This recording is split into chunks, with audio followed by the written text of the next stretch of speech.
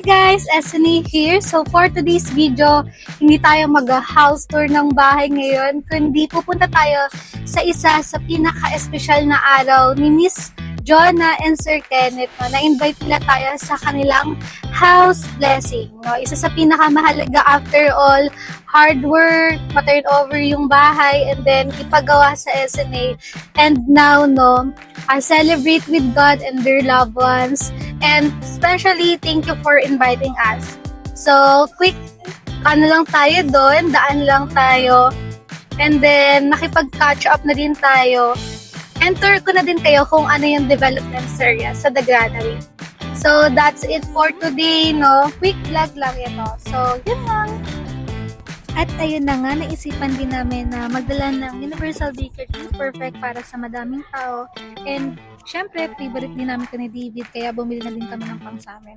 So ayun, ang daming time mag-vlog kahit late. So ayun, nagmamadali na kami dahil galing pa kami after church. I-share ko na lang din to, no? Hindi ko pala to na-videohan, hindi ko pala to na-post, na ito pala yung giveaway namin after turnover or pagtapos namin mag-punch listing sa The Granary nung last Saturday. So ayun na nga, see you in our next project.